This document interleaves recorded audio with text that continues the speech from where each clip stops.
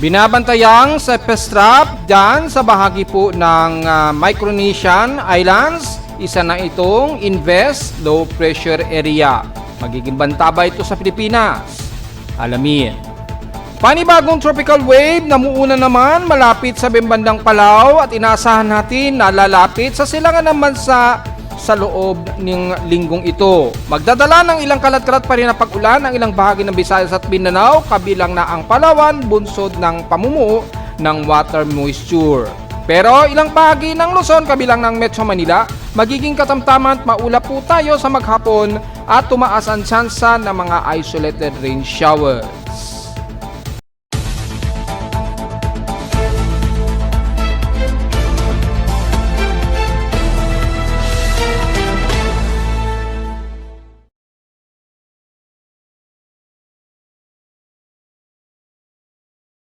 Hello, good morning mga folks. Welcome po muli sa ating Daily Weather Bulletin at Analysis para sa araw ng Martes, April 28, 2026. Ang oras sa ating boss may umaga ay alas 10:46 na ng umaga. Medyo katamtaman po lagay ng panahon natin pero tuloy pa rin ang hot humid na panahon yung medyo maalinsangan na panahon at patuloy pa rin ang iiral sa ating bansa dahil sa patuloy pa rin ang ating easterly trade wind. Magkakaroon lang ng ibang water vapor sa may silangan ng bansa na magbubumusod na ilang water vapor sa ilang parte po ng Quezon Province na nagkakaroon tuloy ng detection dito sa Doppler radar imagery na dudulot ng mga kalat-kalat na mahinang pag-ulan at expected din ang mga localized thunderstorms na nadedetect. So kung sisilipin po natin yung status ng Doppler radar imagery kung saan ang mga inaasahang mga kalat-kalat na pag-ulan ngayon, ay ang ilang bahagi po ng bandang Kasiguran Aurora hanggang Dingalan, may mga asahan natin na may mga kalat-kalat na pag-ulan po dyan, may nasasagap ang Doppler radar. At least ilang moderate at clusterized moderate rain showers po. Kabilang na ang bahagi po ng Camarines Sur at ilang bahagi pa rin sa may bandang Bicol region. Although sandagli ang ulan yan, so maganda yan o good thing yan para medyo mabawasan ang grabing alinsangan. So, ang ilang bahagi pa rin ng Bicol region ay nakakaranas ng mga kalat-kalat na pag-ulan at maulap na paligid. At mula sa ating lightning detection system, mula kanina ay may nadetect na active na 7 lightning strikes dyan pa rin sa bandang Quezon Province po. Asahan pa rin ng bandang Extreme Northern Luzon na makakaranas po ng ilang mga maulap na papurin at may pagulog at pagkidlat po. Dahil medyo tumataas po yung water moisture dyan sa area na nga yan. Kabilang na po ang lagi natin binabanggit sa may bandang Mountain Province. Sa ating current conditions, overcast, gloomy haze at few clouds pa rin po tayo at patuloy tayo medyo windy po sa atin at makita natin katamtaman pero maaraw po at tuloy-tuloy po ang magiging maalinsangan natin panahon nitong maghapon po, although nagiging makulimlim po ang ating paligid. So expected pa rin ang nagkakaroon tayo ng pagsingit ng haring araw na kasabay po na gloomy at overcast na panahon. Sa lowest temperature na naitala na weather station, kininang 5:22 AM, nakapagtala kami ng lowest of 28.2 degrees Celsius. Kahapon ay nanatiling napakainit pa rin ang aming outside air temperature na pumalo sa 36 degrees Celsius kahapon dito ng hapon at 1:55 PM. At sa una-unang muling pagkakataon ay nahigitan ang pinaka-highest na heat index noong isang araw na 52.8 degrees Celsius. Kahapon ay nasa 52.9 degrees Celsius po ang nai-record ng aking weather station, yung instrumental reading na highest heat index. Pero kung i-compute natin yan, gamit ang ating station all-time records for computed heat index ay nasa 45 degrees Celsius po ito. Which is mas mababa ito kumpara noong April 26 po, yung computation niya. Yan. Nasa 45 degrees Celsius po, lumalabas, napakataas pa rin talaga yung heat index natin. At kung titingnan naman natin sa ibang heat index natin, gamit ang ating almanac and climate, dun sa heat index nationwide po o init factor. As of 10:05 AM ay ang aming instrumentation reading ngayon sa Caloocan ay 46.3 degrees Celsius, danger na po kagad. Pero ang forecast ay 44 degrees Celsius daw ang expected. Danger pa rin po yan, kaya hindi rin nalalayo ang difference sa sa kasalukuyang recorded namin na 46.3 degrees Celsius po. Sa maghapon ay yan na po pinakamataas namin ngayong 11 o'clock. 11 o'clock po ay hanggang 44 degrees Celsius ang pinaka-highest heat index namin sa Caloocan. Makikita natin sa loob ng isang linggo, asahan natin na lagpas 40 degrees Celsius po at maaaring umabot pa sa 45 degrees Celsius ang heat index base dito sa forecast. Kahapon sa init factor ni Pag-asa ay ang dami pong mataas na mga heat indexes. Kung zoom in po natin noong April 27, nangunguna ang may mga pinakamataas na nasa around 46 degrees Celsius ang heat index dyan sa Dagupan, Pangasinan. Yan. Puerto Princesa, Palawan. Yan. Nasa 46 degrees Celsius po ang kanyang computation na highest heat index. So lumalabas, pagdating sa computed heat index, pumapangalawa lamang kami sa Caloocan na nasa 45 degrees Celsius. Pero pagdating sa instrumentation reading, nangunguna kami sa Pilipinas na may pinaka-highest heat index. Yan ang lumalabas po. So yan po, at marami pong mataas ang naging heat index. Meron pang umabot sa around 43 degrees Celsius. Yan, kabilang na ang bandang Puyo, so most of Palawan o bandang Southern Luzon. Yan, Southern Luzon, meron din sa Central Luzon po, Pala Union, yan. Hanggang Ilocos region, ayun, sa Pangasinan, no, pumalo sa 46 degrees Celsius. Which is pinakita ko sa inyo kahapon yung forecast, di ba? Umaabot talaga sa halos 44 to 45 degrees Celsius ang heat index. So, hindi nga tayo nagkamali ng forecast kahapon. So, yan po yung init factor na recorded ni Pag-asa. At expected natin yung magiging forecast natin ngayong araw gamit ang ating heat index forecast nationwide or global mula sa Tugigaraw. Silipin natin, nasa 40 degrees Celsius daw. Ito 41 degrees Celsius, which is pinakamataas daw ito ngayong maghapon hanggang 41 degrees Celsius. Sa bandang Santiago, Isabela, ay nasa 39 degrees Celsius po, pero aabot ito ng 40 degrees Celsius ngayong tanghali, 12 o'clock, hanggang mamayang alauna daw ng hapon. Pagdating naman sa Dagupan, ito nga po ang sinasabi natin, na isa sa nangunguna, 44 degrees Celsius po, which is pinakamataas ngayon yan maghapon. In danger ang inyong forecast po sa Pangasinan. Hanggang alas 12 po ngayong tanghaling tapat, ang danger ng heat index sa inyo po. Ingat po sa mga kababayan natin dyan sa bandang Dagupan, Pangasinan, dahil isa yan sa computed ni Pag-asa na umabot nga po ng 46 degrees Celsius po. At sa bandang Tarlac naman ay ang heat index ngayon ay 44 degrees Celsius din, halos kapareho sa Pangasinan, which is yan ang pinakamataas sa maghapon hanggang alas 1 ng hapon daw na may pinakamainit na heat index. So patuloy pa rin ang mainit na temperatura dyan, huwag masyadong magbibilad po. At sa bandang Batangas naman tayo ay 43 degrees Celsius po ang inyong heat index, which is pinakamainit ngayon yan sa inyong maghapon hanggang mamayang alas 2 daw ng hapon ang may pinakamataas na heat index kayo napapalo ng 43 degrees Celsius. Sa San Jose, Occidental Mindoro naman ay nasa 36 degrees Celsius po, which is aabot pa ng 37 degrees Celsius, pero hindi naman daw aabot ng 40 degrees Celsius sa maghapon ang inyong heat index ngayong araw. Ayan, base na rin dito sa ating forecast in 1 week, mukhang walang aabot o lalagpas ng 40 degrees Celsius. Siguro mga bandang May pa, aabot ng halos 40.1 degrees Celsius pa ang papalo na heat index dyan sa Occidental Mindoro. Sa Palawan naman, kung titingnan din natin, mukhang bahagya ding nabawasan. Pero nasa hanggang 37 degrees Celsius ang inyong magiging heat index sa bandang Puerto Princesa. Sa Cebu naman ay nasa 39 degrees Celsius, which is aabot pa ng 40 degrees Celsius ngayong 12 o'clock ng tanghali hanggang alauna ng hapon. So matindi rin ang inyong extreme caution na heat index sa Cebu o Central Visayas. Huwag masyadong magbibilad dahil asahan ang hot humid din na panahon at matinding init factor. Sa Mindanao naman, mula Davao City ay mababa lang naman, mukhang hindi aabot ng 40 degrees Celsius ang inyong forecast. Well, dahil nagka-accumulate po dyan ng water vapor at mostly nagiging maulan sa inyo dyan sa Mindanao. At mayroon pa nga pong nabubuo tayo na bagong tropical wave na naman ang gagaling dyan sa may banang Palau. So asahan natin lalapit dyan sa loob ng 48 oras na magdadala na naman ng pag-ulan dito sa Eastern Visayas at Mindanao area.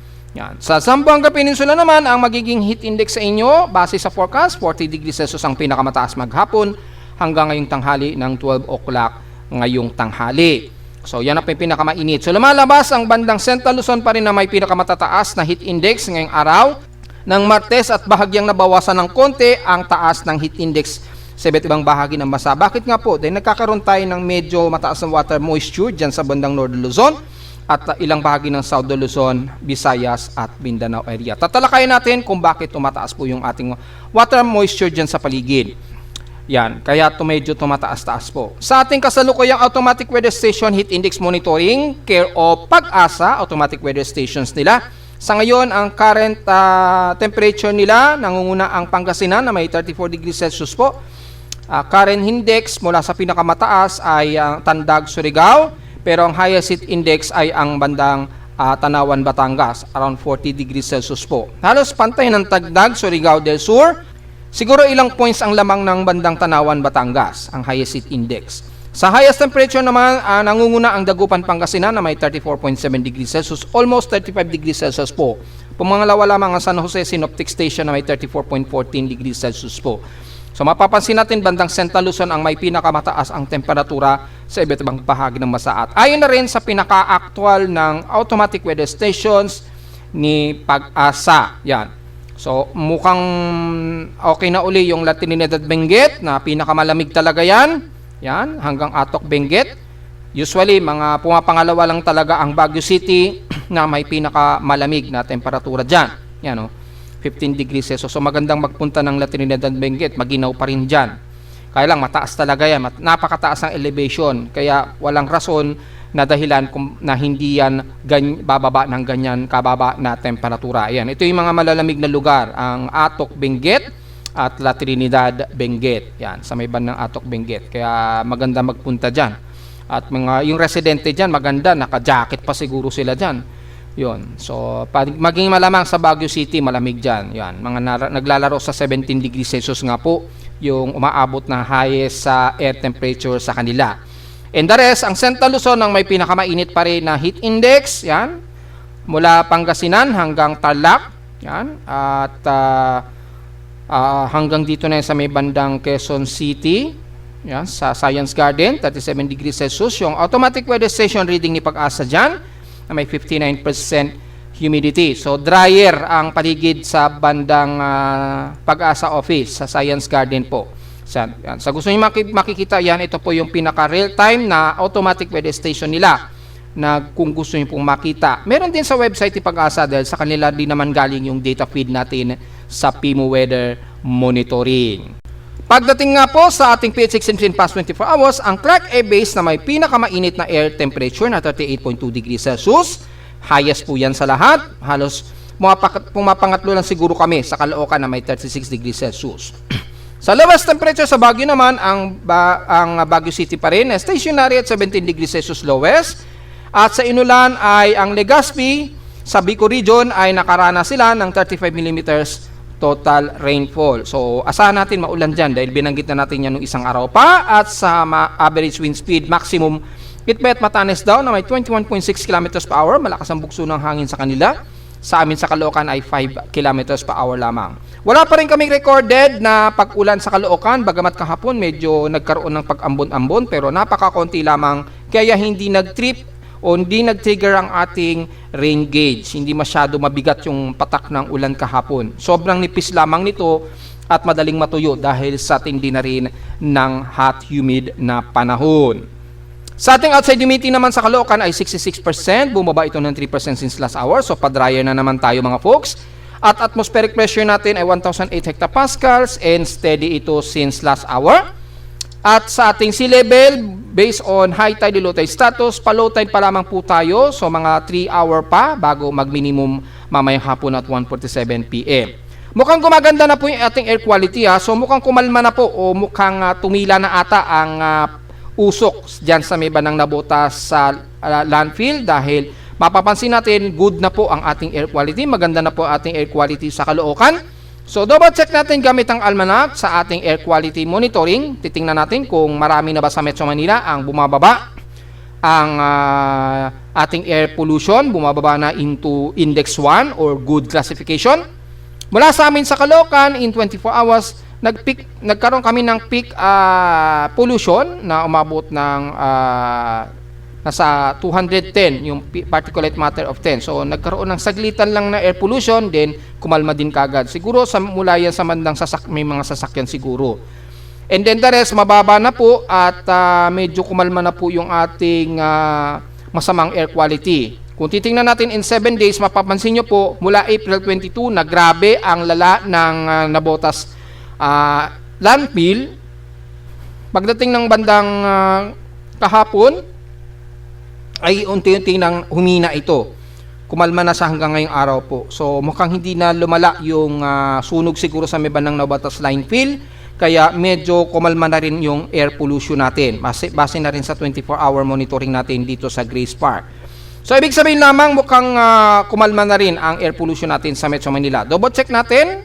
Yan, zoom in po natin ang Metro Manila. Although may mga ilang areas pa rin na mataas ang moderate ang air quality. Pero mapapansin natin karamihan ay nagiging good na po yung air quality. So mukhang hindi na ito galing sa bandang Navotas landfill. Dahil kapag sa bandang Navotas sa landfill galing yan, una-unang madedetect sa amin yan sa Caloocan ang pagtaas ng air pollution. Sa ngayon mukhang good tayo.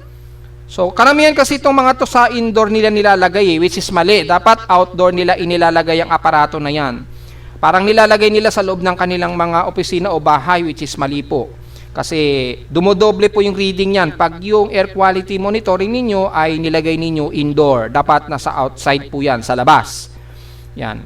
Tapos nalalagyan nyo ng radiation shield. Dapat nasa labas po yan. So, tininan ko nga po dito yung ilan. Tininan ko yung mga malapit sa amin sa Caloocan. Dito sa may bandang Rizal. Sa C3 Road. Yan. Yung sinilip ko ito sa isang gasoline station ito. Nakita ko sa loob. Nasa loob ng opisina yung aparato. So, mali. Mali po yung installation. Dapat nasa labas yan. Ang nangyayari tuloy, dumodoble. Dapat divide 2 lang po yan. So, dapat nasa halos good na rin dapat ang air quality niyan. Ang nangyayari, dumodoble kasi nasa loob siya ng opisina. Hindi siya sa outdoor nilagay.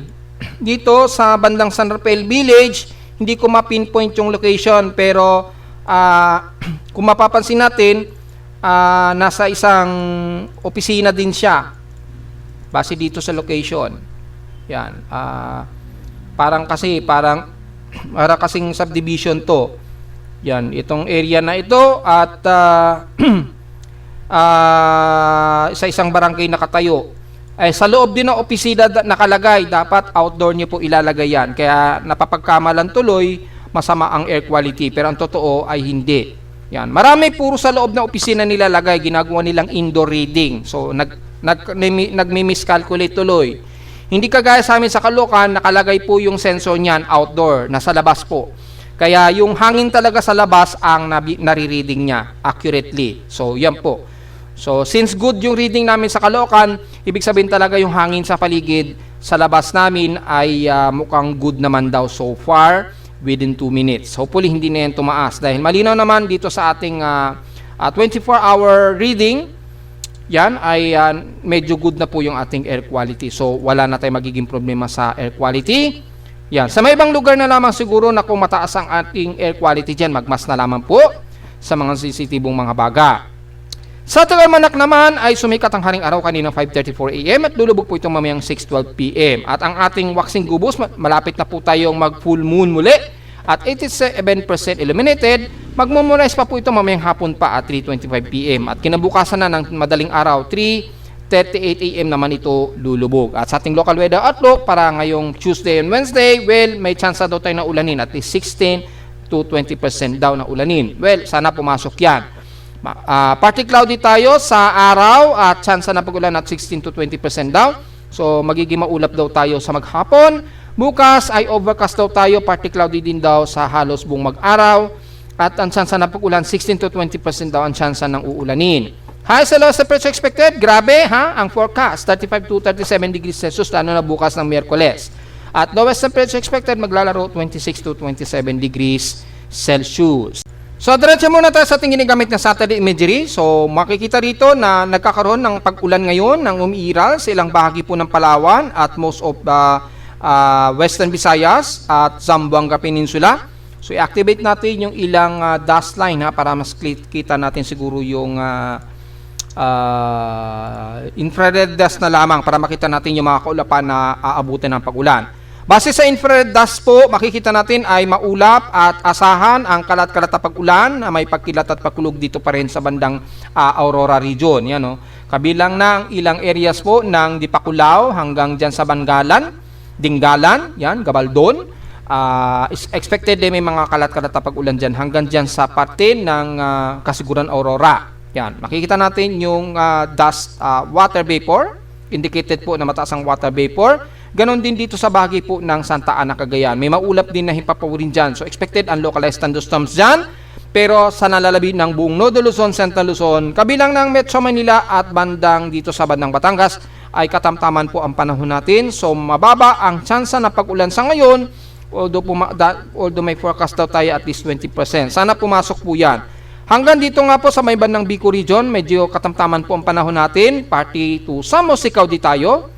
So may mga tsansa pa rin na mga isolated light rain showers dyan sa buong Bicol region hanggang Legazpi na nagkaroon nga po ng pag-ulan dyan since kahapon. At the rest ng South Luzon, magiging maulap po tayo katamtaman ng panahon na may isolated rains na may light to moderate rain showers. Kabilang na ang buong Mimaropa area na nakakaranas ngayon ng mga maulan ang paligid ng mula Coron, Palawan, pababa ng Puerto Princesa. Ayan, no? So, activate natin ang heavy rain potential. Kung mataas ang heavy rain potential, yes, mataas po. Ang bahagi nga po yan ng bandang Coron, Palawan hanggang Puerto Princesa po. Ayan, nagkakaranas ng malakas na ulan mula Dumaran, Araceli, San Vicente at Rojas po at Taytay. So, expected ang bandang El Nido nakaranas din ng heavy rain showers po.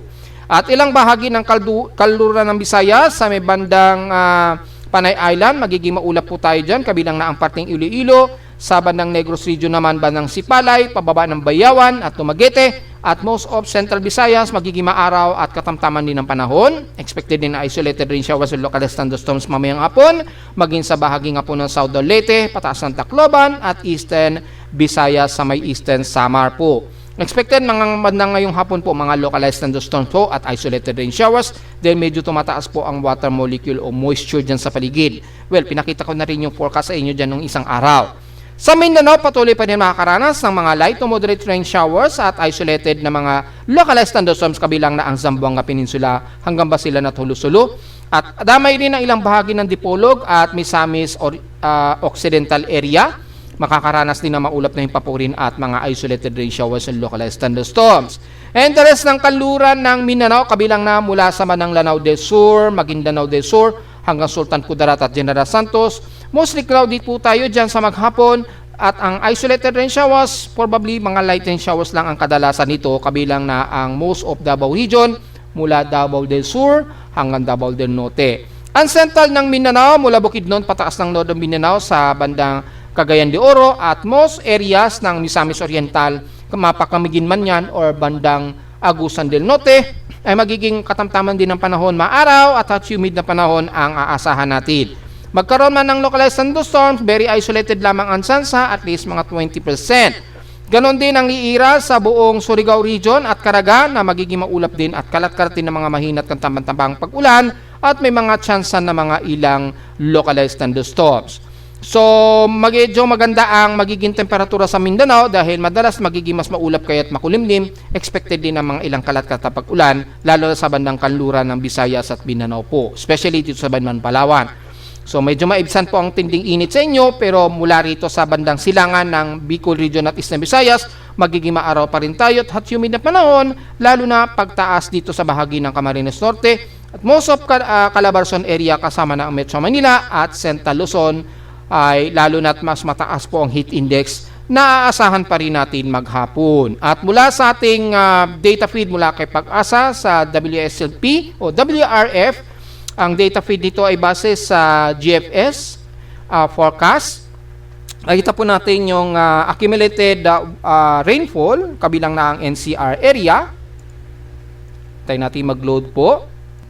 Yan. So mapapansin po natin ay most of may mga bandang Pangasinan makakaranas daw ng mga pag-ulan po. Probably mga hanggang unang linggo daw ng May. Mukhang magkakaroon ng ilang pag-ulan dyan sa may bandang Ilocos Region at Pangasinan.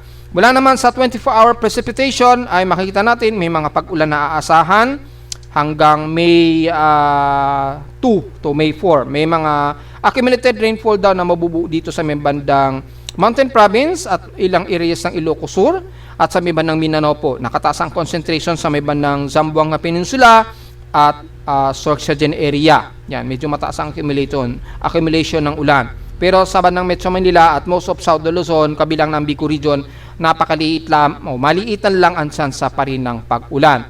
Mula sa 6-hour SWOT and accumulated rainfall naman, kung titingnan natin, hopefully mag-load dahil medyo latest pa. So, walang latest pa na data feed ang accumulated 6-hour SWOT. Pero makikita natin ang concentration mostly bandang extreme North Luzon sa may bandang Mountain Province. Aabutin din daw ang bandang Dagupan or bandang Pangasinan na may mga clustered po na mga pag-ulan po. Pero malabo pa rin talaga sa Metro Manila. Ayan, oh. And then Mindanao, kabilang na ang bandang western sections ng Mindanao. Medyo may mga light to sa moderate rain showers po ang expected na aabot dyan. Ito po yung accumulated ng concentration ng ulan. Yan, mapapansin natin ay nagiging ilan lamang sa mga accumulated na ulan ang nakikitaan natin dito. Pero sa Metro Manila, halos wala talaga. O very below po average ang matsansa ng pag-ulan. So, diretso agad tayo sa ating computer-generated tropical cyclone sector. Yung binabantayan nga po natin na sa Surface-Trap. Kaso malayo pa ito sa Pilipinas. Nandito pa yan sa paligid po ng Micronesia zone. Yan. At napaka-uncertain po ng forecast ngayon itong bagong INVEST, which is tinaas na nga po ng tropical cyclone sector na tinawag sa INVEST 91W. As of 8 o'clock AM ay 1,009 hectopascals pa rin ito at wala pa rin siyang pagbabago sa kanyang wind speed and maximum wind gust. So, hindi po na muna natin maire-report ng detalyado yan dahil starting 28 kilometers per hour pa lang yung sustained wind niya. So, hindi pa talaga ganun ka-significant yung pagitan dito dahil alam naman po natin na nag-accumulate po yung water vapor dyan at mayroong intertropical convergence dito sa bandang Marshall Islands at tropical wave dito malapit sa bandang Guam po na papakanluran po ang kilos nito. So makakaranas na naman ng pag-ulan sa mga susunod na araw within 48 hours ang Eastern Visayas at Mindanao pa rin mga folks. Ayun, kitang-kita naman dito sa data. So, ang layo nito as of 8 o'clock AM, malamang timog silangan pa rin ito ng Mindanao, pero nasa layo ito na 3,678 km east ng Mindanao or bandang Davao Oriental Zone o mula sa Davao Oriental. Layo nito mga 3,708 km po. So, napakalayo pa. Malayo pa siya. Kung magbasa natin mula sa Guam, ang layo nito mula sa Guam ay 1,922 km east-southeast ito ng Guam. At mapapansin natin medyo pahilagang kanluran ang ikinikilos ito. Well, sa mga iba't ibang lumalabas na empirical ensemble at forecast, medyo pahilagang kanluran po ang ikinikilos nito. Well, mapipigilan ito ng ridge of high pressure area pa rin sa itaas. May ridge of high pressure area dito sa hilagang bahagi ng Northern Mariana Islands. At yung steering environment niya malakas. Kaya sa ngayon nakikitaan natin medyo pahilagang kanluran nito at wala pa itong nakikitaan na banta na papasok ng Philippine Area of Responsibility sa ngayon. Napaka-disorganized pa at napaka-hilaw pa ng kanyang kaulapan na magdudulot ng daladalang pag-ulan at pagkilat at pagkulog. Ito po yung floating satellite niya, napaka-disorganized pa po yung upward low level, wala pang masyadong alof, masyado pang buhaghag yung alof niya. So, mapapansin natin, Surface-Trap pa lamang ang nakikitaan dito sa pinaka-actual floater ng satellite imagery. Hindi pa talaga natin masabi kung tuloy-tuloy itong magiging aktibong low pressure area sa ngayon. So, yan pa lamang po yung pinaka-latest natin sa magiging lagay ni 91W. Well, obserban pa natin, hindi pa natin ito mabibigyan ng pinaka-conclusive update sa ngayon. Mag-update tayo time to time para sa loob ng 24 oras kung magkakaroon ito ng further development. Sa ngayon, may tuturing pa lamang natin itong Surface-Trap at under investigative pa lang na monitoring. Wala naman sa global assessment monitoring natin, sakali. Mula sa West Pacific Basin natin, halos wala pa po tayong anomaly na nakikitaan or anumang significant cyclonic probability, mababa pa, kaya under monitoring pa rin talaga natin dito. Investigative pa lang o investigative mode pa lamang ang pwede nating maiulat para dito kay 91W. Sa mga empirical forecast, gaya na lamang ng Global Spectral Model, medyo may Coriolis na itong si 91W at mapapansin natin pahilagang kanluran din ang pinapakita nito. Although, napakahilaw pa talaga ng kanyang sirkulasyon. So, anytime, posibleng ma-dissolve din yan, hindi yan magtuloy, or maaring maging active low pressure area. So, napaka-insignificant pa at napaka-uncertain pa talaga kung tuloy-tuloy itong magiging active na low pressure area. Dahil yung tropical cyclone strike probability nito, kung papansinin natin, nasa at least 60% yung chance ng kanyang cyclonic activity. So, under monitoring pa talaga siya. Hindi pa natin talaga pwedeng makonclude pa kung tuloy-tuloy yan na magiging active low pressure area sa ngayon. Yan, in 120 hours pa rin, taas na ito sa 60 to 70%. And then, in the 168-hour period po, by May 4, unang linggo po ito ng May, mapapansin natin na medyo descending din or very disorganized pa rin yung kanyang development. Pero kitang-kita naman po dito na pahilagang kanluran ng ikinikilos niya at yung tropical wave magpapaulan na ilang parte dito sa may ng Mindanao po at eastern at southern Visayas area. Yung extension ng tropical wave dito lalapit. Pero yung epekto nitong C91W sa ngayon wala pa pong nakikitaan na nagiging banta sa bansa sa ngayon. Kaya hindi pa natin talaga mako-confirm pa. Yung kanyang mean sea level pressure nga po, although nasa 1,008 hectopascals yung forecast nito, extending hanggang unang linggo po ng May. Pero mapapansin natin halos insignificant pa or very disorganized pa na ito ay magiging active low pressure area sa ngayon. Malakas po yung range of high pressure area sa itaas ay no. At yung significant pa ng mahinang easterly trade wind, medyo nahihirapan po itong magkaroon ng upward low. Although medyo mainit po ang sea surface temperature dyan. So hindi natin pwedeng baliwalain kahit na ito ay surface trap pa lamang. Dahil anytime posible yang magkaroon ng strengthen ng water vapor at maaring magkaroon ng mass organized development sa pagpasok po ng unang linggo ng May. Kaya tututukan lang muna natin ito mga folks ha. Ito po yung pinaka-seasonal cycle range. Mapapansin natin mataas yung kanyang probability at least 60 to 70%. Yung kanyang seasonal probability na maging isang aktibo o tropical storm ito o tropical cyclone. Yan. Kaya lang napaka-broad po at very disorganized yung forecast nito, yung basing niya, kaya hindi natin pwede pang i-ruled out sa ngayon po. Yan lamang po yung magiging kasalukuyan na report natin sa kanyang forecast at sa mga computer models naman, ang GFS patuloy pa rin na nag-accumulate yung tropical wave nitong C91W at mapapansin natin pahilagang kanluran din na ikinikilos ito. Kaya walang banta pa sa ngayon sa bansa ang nakikitaan, ganon din kay ECMWF. Ayun, no? Naging shallow LPA ito pero palapit parang ito ng Guam. Yan. So, wala pa tayong nakikita sa ngayon na magiging banta sa bansa. Yan, mag-update pa rin tayo time to time dahil yung mga ibang empirical models, medyo may mga suspetsya na rin sila nakikita o meron na rin visual monitoring dito sa may bandang Marshall Islands. So, tututukan muna natin ito mga folks. Sa ngayon, safe pa po ang Pilipinas sa magiging banta ni 91W sa ngayon. Samantala sa ulat lindol, wala tayong nadedetect na aktibong pagyanig at mula kahapon po nagkaroon ng recorded tayo ng isang malakas na magnitude 6.1 dyan sa baba ng Hokkaido, Japan po. Nagtaas ng tsunami warning pero hindi naman naging significant yung warning. Agad din itong inalis matapos ang 24 oras. Ayan. Magnitude 6.1 po ito na may lalim na epicentral depth of 81 kilometers na naganap sa may bandang vicinity o landmass ng Hokkaido, Japan. Pero mula kahapon at kaninang madaling araw ay wala naman tayong nadetect na medyo malakas-lakas sa pagyanig sa loob ng bansa at wala tayong aktibong lindol na nasagap sa ngayon ng aking seismometer sa Caloocan. So sa ngayon po, ang data feed ni PBox muna ang ating pwedeng isilipin mula dito sa aking local latest earthquakes. Mula kanina madaling araw, wala rin naitala na kahit isang magnitude 4+. At mukhang kukonti yung registered earthquake. So dahil po dito, diretso agad tayo sa ating historical earthquake data since wala naman po masyadong active na historical earthquake tayo na monitor ngayong araw. So tignan natin kung umabot na ba sa 1,000 ang ating total earthquakes for the month of April 2026. At mula sa lahat ng data feed ni PBox ay nasa 926 ang total earthquakes natin. 895 dito sa magnitude 2.0, 28 sa magnitude 4 at nanatiling tagi-isa ang ating magnitude 5, magnitude 6 at magnitude 7.0. So mukhang tipid ang mga nadagdagan na lindol mula kahapon although may mga outside na malakas na mga paginig so far.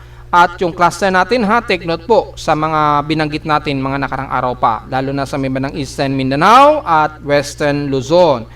Especially sa hilagang bahagi po ng Luzon na medyo aktibo po yung ating fault line dyan ha.